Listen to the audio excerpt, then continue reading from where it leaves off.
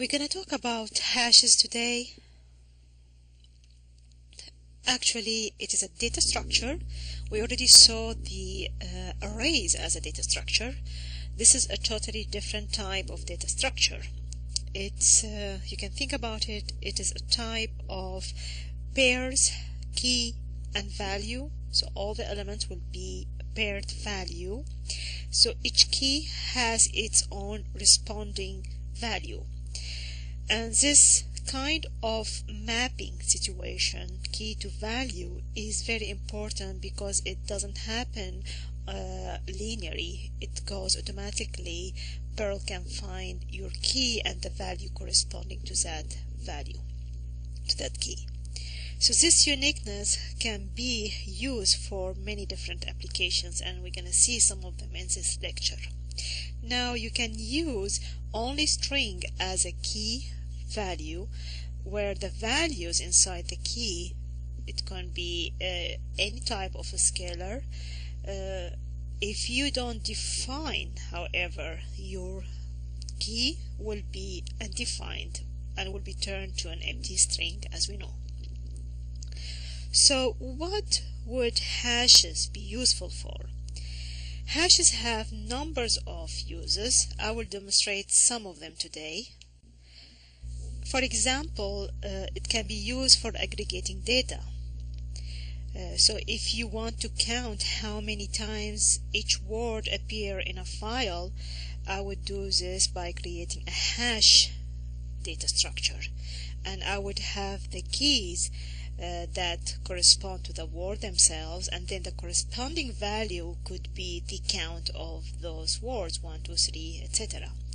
As I see each word again and again, I will increase the counter of that specific value for this specific entry, corresponding entry to that value. So what else? Also, I would use it for mapping purposes. For example, if you are doing something related to network administration, we could have a hash where keys are the host name or the domain name, and the corresponding value may be the IP address, or the opposite. You can switch it. You can have the keys as the IP address, which is, we know it's unique, so would work better even, and then the corresponding host name will be equivalent to it. This is some examples. We could also have keys with everyone names here in this course, and the value could be the last name. So the first name will be the key, and the corresponding value will be the last name. Now, another use of hashes can be used for guaranteeing that the data is unique. So that in this case, we know that only one key exists in the hash table, and this way we can use it as a safety method. You can consider it as a data type of sets, like if you saw this in other programming languages, for example, set of months. So we know that it will be a unique key, and the corresponding value will be maybe the occurrence of that month during the year, like January 1, February 2, etc. So this is if you want to just to imagine how it looks. Hash scales very well even for a large data set. Internally, Perl, what it does actually, first of all, it assigns a very small bucket of memory to the hashes, but as long as you are adding more elements inside the hash, it has some kind of threshold. When it hit that threshold, it increases the size to make it bigger. So strictly saying that hashes are very fast, very efficient. The only thing that you have to remember, opposite to the array, that it exists in memory on runtime. So it is in the memory whenever you are running your application. Now, how can we actually define an element or access an element in hashes? It starts with the dollar sign as we defined any scalar, but instead of using in array the square brackets, here we are using the curly braces. So the Perl one, when it sees this is scalar and it has the curly braces, it knows immediately that this is a hash data structure. So here what we are doing, we are assigning the value Flintstone to a key named Fred in a hash table. And the second one, we are assigning another key pair elements. The second key is Barney, and the corresponding value to Barney is Rubble. So here, if you can imagine it, that you have two entries, the first one Fred and Flintstone, the second one Barney or Rubble. Now, how can we access the elements? We can create for each loop, and then what we do in this for each, we can access each element inside the hash. In our case here, we are saying, okay, define a scalar named first name, assign to this scalar a list of values. The first one Fred, the second one Barney. Now it assigned the quoted word Fred as the first one. Then we are defining a new scalar family name.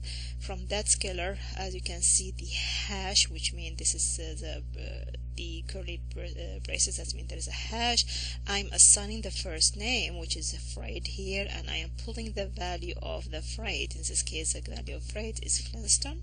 So here the family name will be Flintstone. Then I'm printing the result, that is first name will be Fred, and then the last name, the family name will be Flintstone, and so we'll be printing this statement. We'll go up the loop. Still we have elements in the loop, and since this is a Boolean, as long as we have elements are processing in this statement, that means we are continuing the loop. So the second time Barney, we have an element, so we are assigning it to the first name. First name will be, in this case, Barney. So Barney, I'm asking the hash bring me the value of the key named Barney. We'll bring Rubble. We'll put in the family name Rubble, and then we'll print out Barney Rubble. Then it goes up, there is no list elements left, so we'll return the value 0, so this statement will equal 0. False, that means so the for each will stop and will go down and will continue the statement. If you want to see this one implemented, and this is what I would like you to do, you can open your Eclipse, and in this case I'm going to copy this, and you can do exactly the same, just to see the output and just to get some practice. You can do this with all the examples that we did so far in our previous lectures. I will say yes. So this is what's gonna happen. It prints Fred, Flintstone, and Barney Rubble. Very easy example. Now let us continue. Of course, like what we had before in arrays, we had all of this because it makes no sense to access each element separately. In array we use the @ sign, here we use a % sign. So here I am saying, okay, my hash table, assign the following elements to my hash table. There is no specific notation to assign pair of values in Perl. What it does, it takes any list that you give it and break it into two paired elements. So it knows that this is the first key and this is the corresponding value. This is the second key and this is the corresponding value. So those are one pair and those are the second pair. What else? Now if you had an odd number, based on the version of Perl you have, either will consider that the value is undefined or will ignore the last element completely. So be careful, don't do it, don't add an odd number of elements inside your list. Now, what else we can do? We can actually do the opposite way. We can assign the hash table to an array. In this case, we'll do the opposite way. Here we had two pairs. We'll take those pairs, we'll flatten them, and will be added to the list. Now I have to mention here what it does actually will not keep them in the same order, and I'm going to talk about something named the random number generator in hashes. So technically we'll go always in the order Fred Flintstone, Barney Rubble, or Barney Rubble, Fred Flintstone. We don't know where the location of each one of them. And every time you run your application, again, you will get different results. So this is very important, and we can see it when we execute the code. Now, what else? You can make a copy of hash table. So this is a new hash, named new hash, assigned to it the family name. So it exactly will have those exact elements that could the paired element. However, the order, as I said, will not be the same. So you will have a new hash but different order of the keys pair value. What else? Now you can reverse the family name, the given name. So in this case, it's gonna reverse. Actually, here is very important. So if I have a Fred Flintstone, Barney Rubble, we'll reverse the pair. So Flintstone will become the key, and Fred will become the value. So this is a very important way that when I mentioned the example of the domain name and the IP, this is the way that you can reverse your hash table, the key with the value. You see, in calling one function the reverse, very easy way. There is also very known concept in hash, the big arrow. Actually, what it does, you can also define your hash by, instead of putting instead of using the keyword, this is another way of defining it. You name the first key, then equal big greater sign, and you add the value as a string here, comma, the second key with its value, the third key with its value, the fourth key with its value, and here we'll get, of course, the empty string because this is a string, so we'll know that this is an empty string. Not a fancy, just another way that you can use. Now I have to mention here a very important concept that I talked about, the random value generator. What it actually Perl does, it considers the concept that when it creates the hash, it builds up in a way that is efficient to be able to find a given value. So doing this structure as it is created, like sort of doesn't care of the original order of the assigned value. So when it flattens the hash, it is indicated, like when we said here, my at value equal to percent family name, actually just to flatten the value, and it gives you any type of order that it does. And this is because it has a random number generator that deliberately gets activated when a new hash is created to nudge this algorithm slightly to guarantee that even if you run this program one more time, you will never get the same output. And that was known very popular in 90s, when you can see a lot of people will attack CGI pages and to find the hashes and the equivalent value to the key. So to avoid having, and you get some kind of denial service attack, if you remember something, or if you heard about something like this recently, because people can find those elements and can attack the website and find like a hole in security in CGI. To avoid this, Perl had to restructure the whole concept of the hash by creating this random value generator that always will rearrange the keys in a way no one can predict the value of those pair where they are exist in the hash table.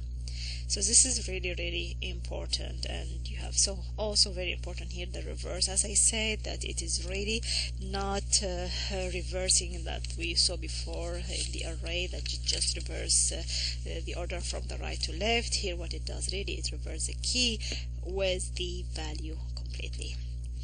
Now what else we can talk about here? I think the big arrow, just as I mentioned, is just another way of defining your elements. Okay, so let us talk about the hash operations. What kind of things we can do with hash? Once we put our data in a hash, we might want to ask what is the key and what is the value. So we can get this by using, very simple, using a function named keys and function named values.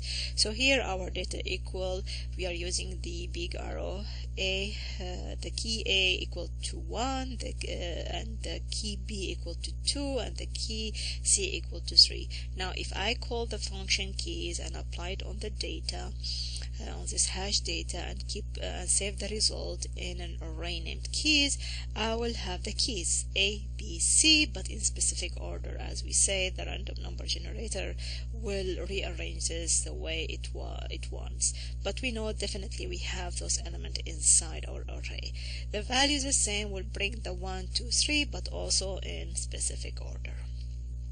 Now what else we have to, as I said, it's unpredictable the order of my keys and pairs. However, they are, the corresponding keys are with the corresponding data. A way to find to sort your data, so you can sort your data based on the keys. So here will be in order, alphabetical order, A, B, C. So I can sort my keys, and then I can bring the value, which is I'm calling the hash, the hash data, and I'm giving it a specific key that I sorted, and the value that correspond to that key, and then maybe printing the value at the end. Now, of course, there is an easier way to deal with bringing the elements, because this is walking through one by one. It's really, if you have a 10,000 of element, this is not really an efficient way to find your element. There is a function named each. What really does, it has an internally the hash, it has internally a pointer. Whenever we call the each function, it advances pointer one spot at a time and return back 2 elements from the list, the key and its corresponding value. So it's very nice to be used when you want to walk through a hash and to bring the data from the hash. So typically is used in a loop. So here, while my keys and values, so I'm returning a list of keys and value, I'm calling the each, and for, let's say, for the data, the data hash that we used here, so I have 1 and 2 and 3, A, 1, 2, 3. So let us walk through this execution. So if I'm calling this, first of all, I will get either A or B or C, one of them, let's say C. So it walks through the list, and it returns C. I will return the value C and 3, and then maybe I will print the values, and it goes in the while again one more time. Let's say I returned A, so A and 1, is there an element? So this is a Boolean operator, so either will return true or false. The value is returned here, that how many elements I have in my operation, in this assign operation. Here I'm returning 2 values, so the return value here is always a number of elements I am bringing from the hash table. So the second time I'm returning A and 1, so I'm getting A and 1, I am printing A and 1. Then let's say the third time I am bringing B and 2, I'm returning B and 2, printing this value, and then how many elements I'm returning? It's undefined, and that means I'm returning 0 element. So we'll return undefined, but really how many elements I'm returning? There is no element, 0. So this operation, Boolean operation, will equal to false, and then will drop out of the while loop. very easy way to deal with it. Let us have a real practical example of using the hash. Let's say that the Bedrock Library wants to track the number of books checked out. So if I have, so every person will have like a kind of key value. The key is the name of the person and the value is a number of books checked out from the library. Now you might have a card even if you didn't check out any books, so the value will be undefined. So in your hash table, you are exist in the hash table, but you never checked out books. Maybe you are also never checked books and you never had a card. So in this case, you will have also a value on undefined if the hash tried to find the person. This assignment, if the books thread can answer any type of value that you might have. If you checked out 3 books, so we'll return the value 3. So this is a true statement, and we'll walk through whatever we have here as a statement. If it equal to you checked out 0, you have a card but you checked out 0 element, 0 books, so will be executed. So because this is will return 0, so we'll not go into the operations that we're gonna do now. If your name never exists in the value, so this will be undefined again, and the value of this one will be 0, false, so will work again. Now we can check if it's defined books. If it's defined, that means you checked out books and we'll walk through. Now if it's undefined, we'll go out. Now we have 2 cases of undefined here. One, if you are you have a card and never checked out a book, and if you don't have a card at all. So how can we solve this problem? How we can know if the person's name exists in the hash table, or the person has been included in your hash table? There is a way by using another function named exist. So exist actually will look into the hash table and will return the value true or false if the name of the person exists, even if it's the value of it is undefined. So this is a better way to be used.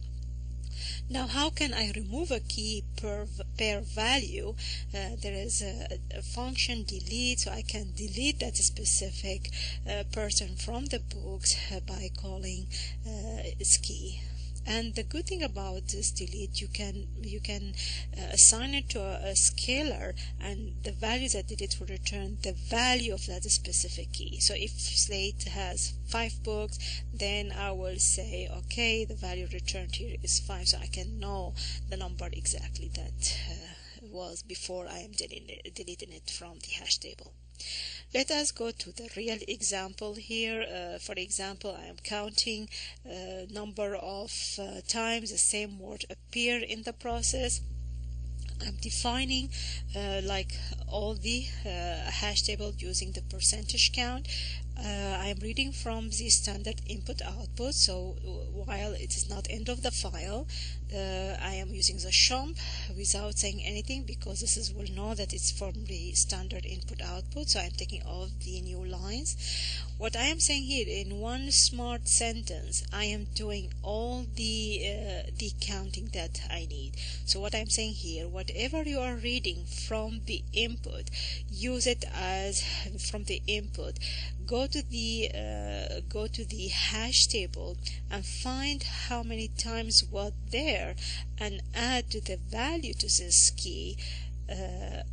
Accumulate the value of the key. Now at the beginning is undefined, which is 0, so the second time will appear the word, so in 0, so the first time I appear the word, I will have the value 1. So let's say I put the name Scott, and then automatically will have number 1.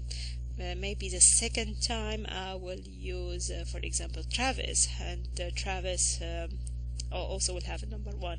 Now if I use Scott again, then we'll go and find the key, because the key exists in the hash table. Will not add a new additional key pair. It knows that exists in the hash table, so we'll accumulate the previous value, which was 1, not 0 here, was 1, and will equal 2.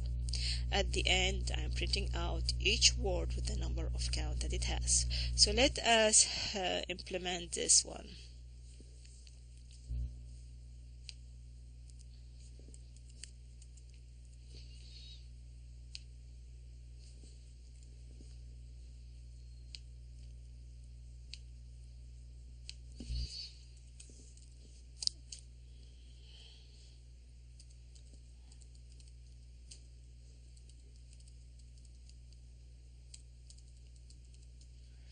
Jordan, Travis, Scott. So I am, let's say Scott again, Matthew, and let's say Control D. So as you can see here, I have one time Jordan, one time Matthew, Morgan one time, Scott 3 times, and Travis 2 times. Very smart way to find the result, very quick. Perl is very efficient with the speed. Now also what Larry did actually, he defined the env keyword as environment as a hash table. What it does actually, it says for you the environment variables in your operating systems. Whatever is running in your operating system at the time being with Perl can be pulled, and we know the attribute for these variables. So he decided to have it as a data structure, as a hash, because it's a smart thing to be done, and why not using it. Also, you can actually inside Perl change the path of your programs of running Perl anytime you want through the application. So let us try this one and show you what it really does. So here you're gonna see, so here is defining what kind of where are the resources, where the Java is starting, what is considered as a home environment for my Mac operating system. In Windows you can get the variables, as you know, from My Computer in the control panel, and then the environment variable, you can pull those information. Or if you use register editor, regedit, also you can see some of the definition of the variables that you are working on. So what I'm gonna say, that's it for the hashes so far. Is very nice topic, very powerful in Perl, one of the most important concepts to learn about. After this one, we're gonna start with the regular expressions. We'll have 3 videos because it's one of the most powerful concept in Perl. So we'll see you soon.